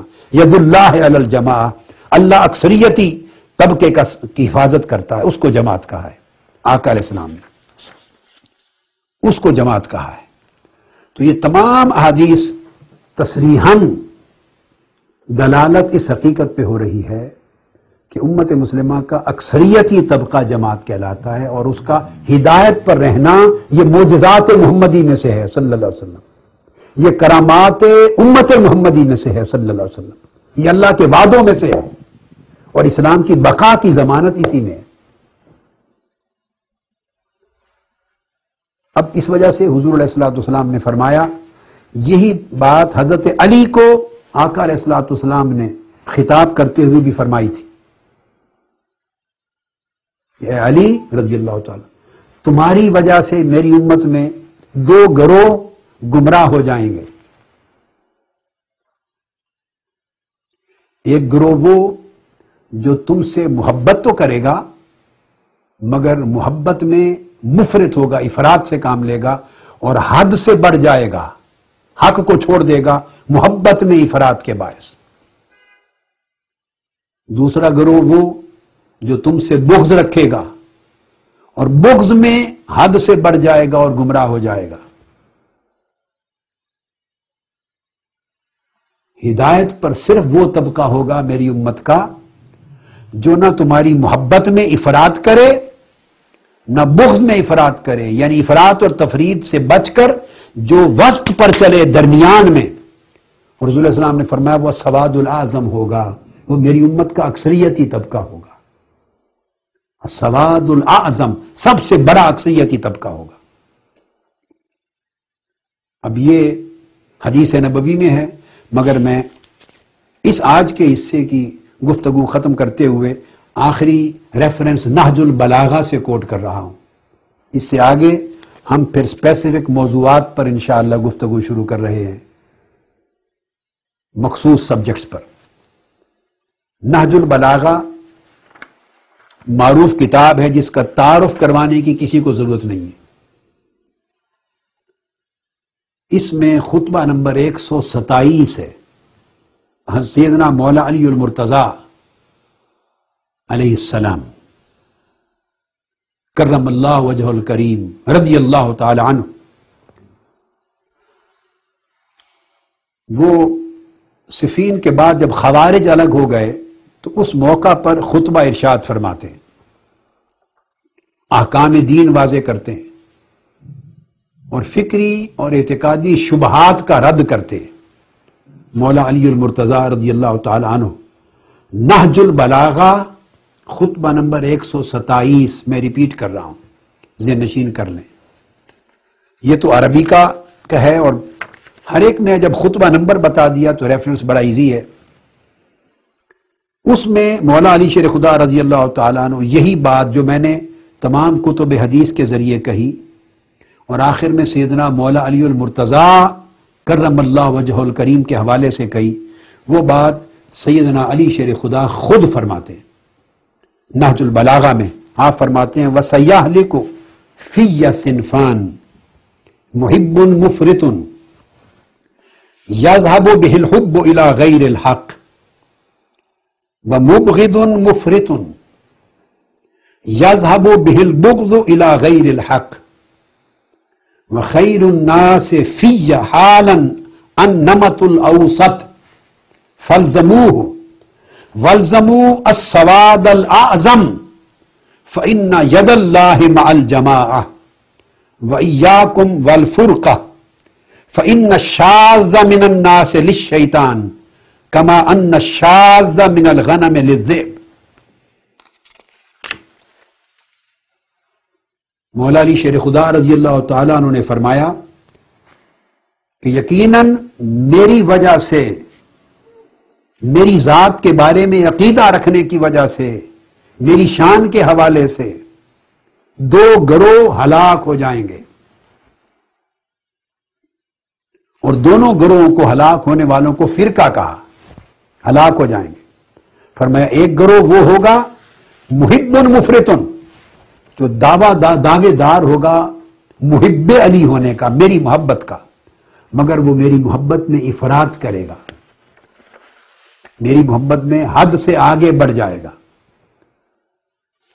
اور آپ نے اس افراط کی تشریح کی ہے، فرمایا یذهب به الحب الى غیر الحق، میری محبت میں اور میری محبت کے باعث وہ حق کو چھوڑ دے گا.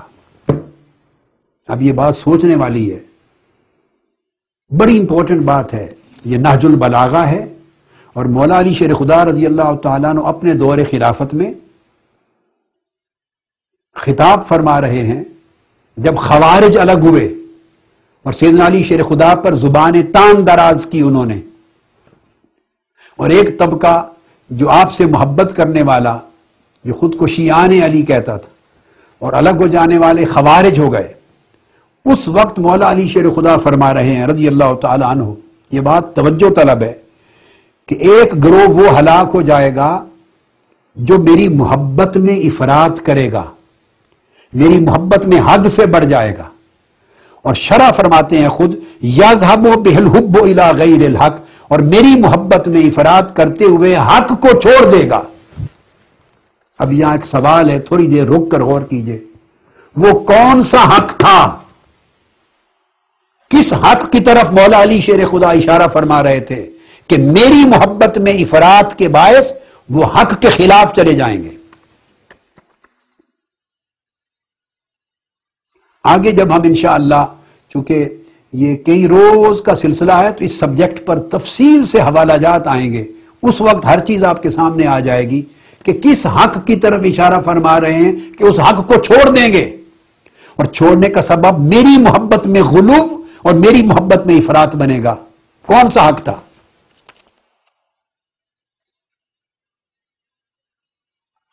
وہ حق یقیناً وہ اصحاب ثلاثہ خلفاء راشدین تھے، آقا علیہ السلام کے محبوب اور مقرب اور وفادار معتمد ساتھی، مولا علی شیر خدا کے ساتھی، جن کو اخوان کہتے، جنہیں یاد کر کر کے آپ روتے تھے، اور دنیا کے سامنے جن کی منقبتیں بیان کرتے، جن کے شب و روز کے حوال بیان کرتے اور کہتے خدا کی قسم وہ جو اصحاب رسول تھے تم ساروں میں ایک شخص بھی ان جیسا نظر نہیں آتا، نہ کسی کا دن ان کے دن جیسا، نہ کسی کی رات ان کی رات جیسی۔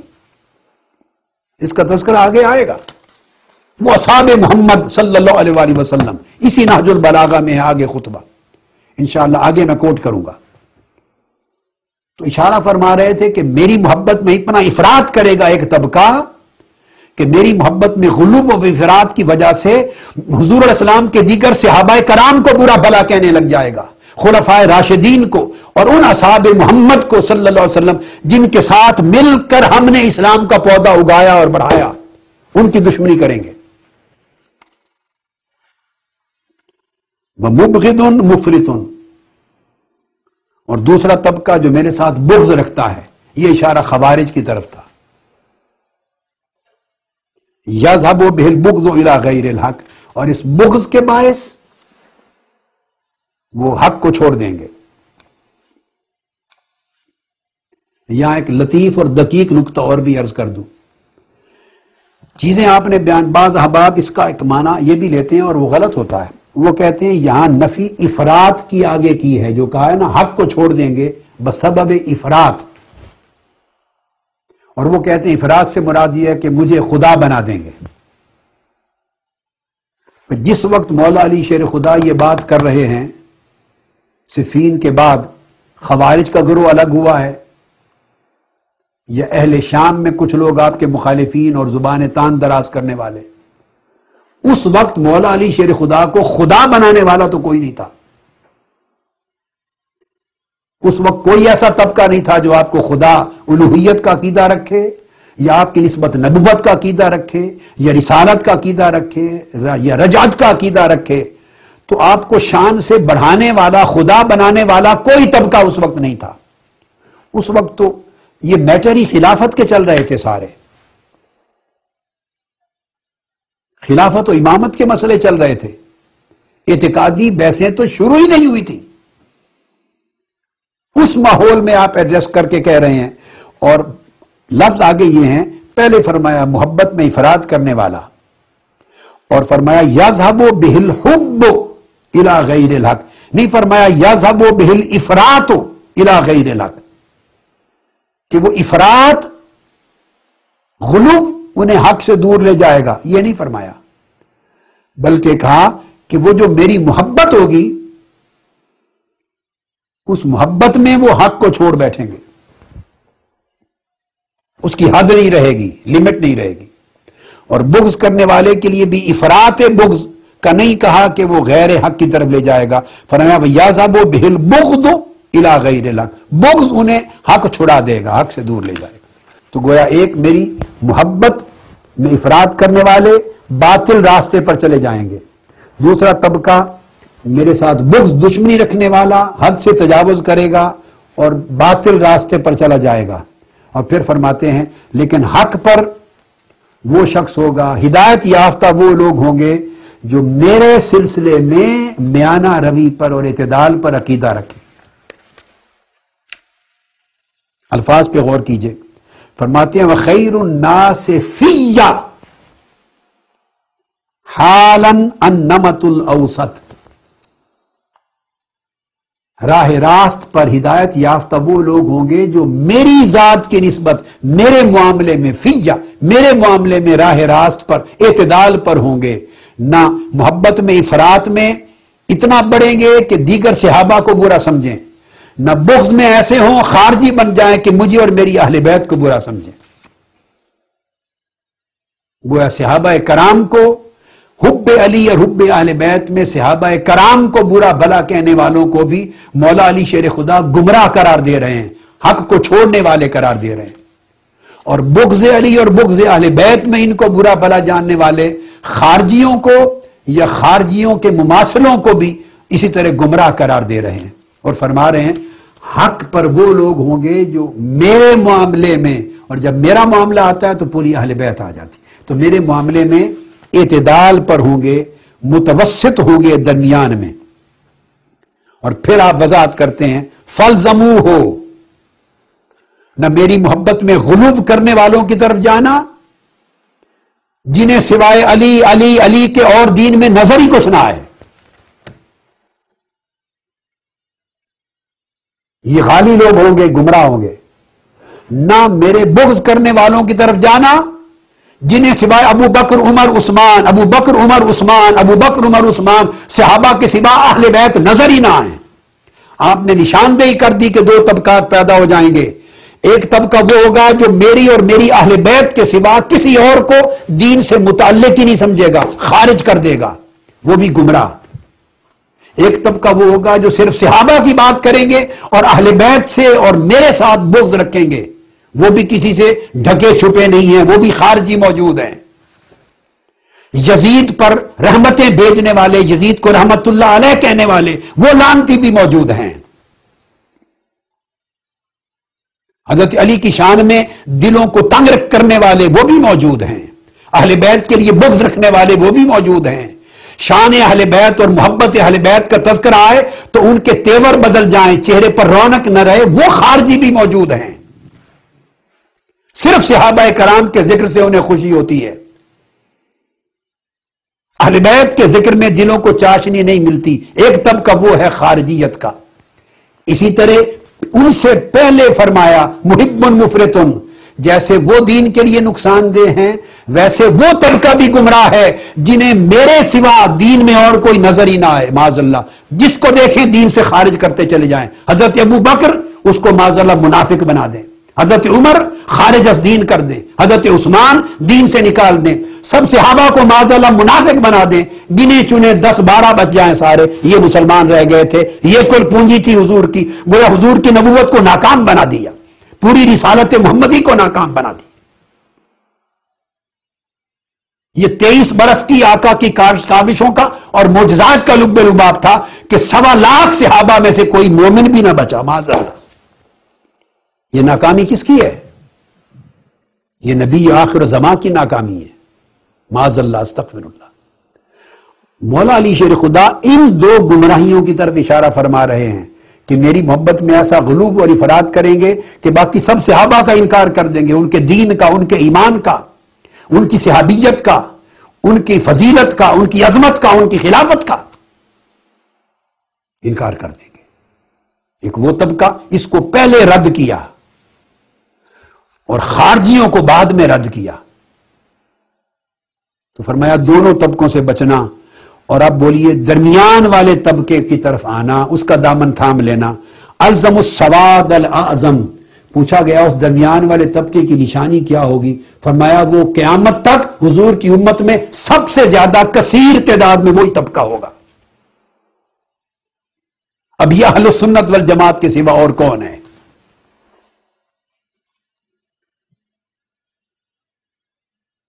دعویٰ تو خارجی بھی کرتے ہیں کہ ہم بھی اسی میں سے ہیں،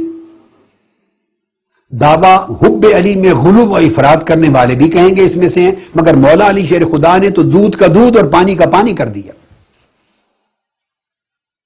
اور فرمایا آگے سنیے، السواد الاعظم، اس کو تھام لینا۔ اور ایک بڑی لطیف شرح میں کر رہا ہوں، شارحین کی توجہ بہت کم گئی ہے اس نقطے کی طرف۔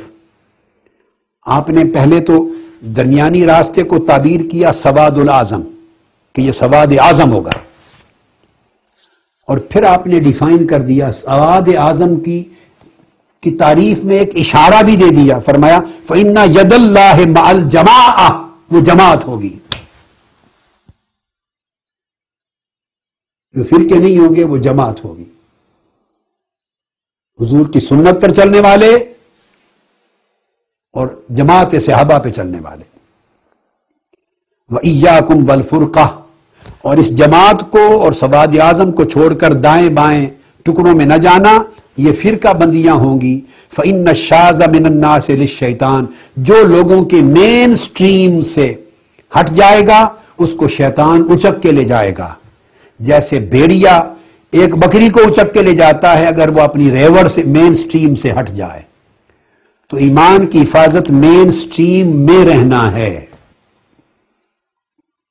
جیسے گلہ سے نکل جائے بھیڑ تو بھیڑیے کا شکار بن جاتی ہے، اس طرح میری امت کا جو گلہ ہے حفاظت والا، وہ اس کا مین سٹریم جماعت اور سواد اعظم کا طبقہ ہوگا۔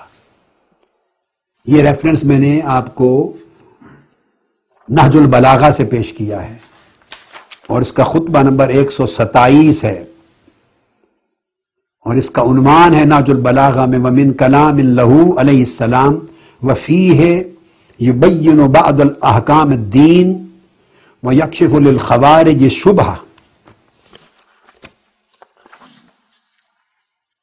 اور اس کے بعد پھر آگے نے تو یہاں تک فرمایا آپ نے، میں جسٹ آپ کو سنا رہا ہوں کہ کتنا سخت ہو گئے مولا علی شیر خدا اس بات کی توضیح میں۔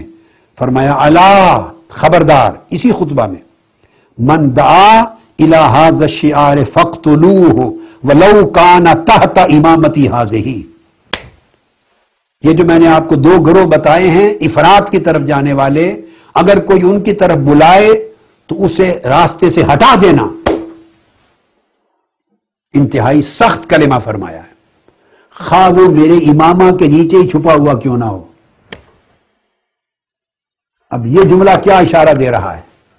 خواہ وہ میرے امامہ کے نیچے ہی چھپا ہوا کیوں نہ ہو، یعنی خواہ اس نے میرے نام کی پناہ لے رکھی ہو، میری محبت کی پناہ لے رکھی ہو، میری پیروی کی پناہ لے رکھی ہو، اور میرا گروہ مننے کی پناہ لے رکھی ہو، میرے دامن میں چھپا ہوا ہو، میرے امامہ کے نیچے ہی کھڑا ہو، یعنی اتنا قریب ہو میرے اور متمسک ہو اور جڑا ہوا ہو بے شک میرے ساتھ، اس کو بھی ہٹا دینا راستے سے،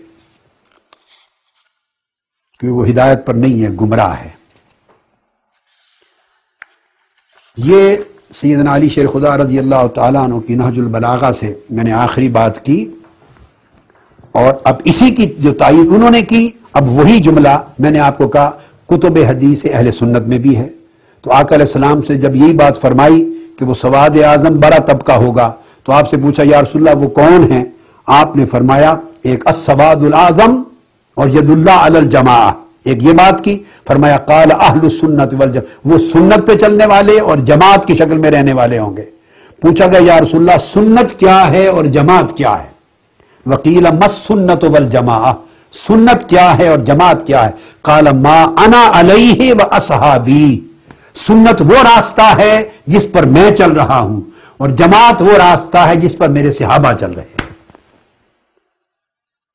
اور یاد رکھ لیجئے، کبھی نہ بھولیے کہ جب اہل بیت کی بات ہوتی ہے تو صحابہ کا حصہ ہے اہل بیت، ساری اہل بیت صحابہ تھے، وہ صحابہ سے خارج نہیں ہے۔ یاد رکھیں ہر صحابی اہل بیت نہیں ہے۔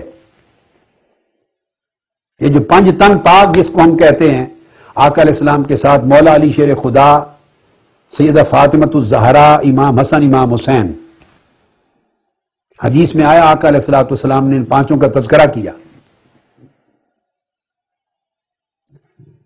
یہ اہل بیت ہیں، فرمایا ہؤلاء اہل بیتی۔ آقا علیہ السلام نے بلا لیا، حضرت امام حسن کو اپنے دائیں کھڑا کر لیا، امام حسین کو اپنے بائیں ساتھ آگے کھڑا کر لیا، سیدھا فاطمہ الزہرا کو اپنے ساتھ کملی میں لے لیا، پیچھے مولا علی شیر خدا کو کھڑا کر لیا، چاروں کو اکٹھا اپنے ساتھ کملی میں لے کر حضرت عائشہ صدیقہ رضی اللہ تعالیٰ عنہ، سیدہ ام المومنین رضی اللہ تعالیٰ عنہ روایت کرتی ہیں، چاروں کو لے کر فرمایا اللہم ہؤلاء اہل بیتی، اے اللہ یہ میری اہل بیت ہیں۔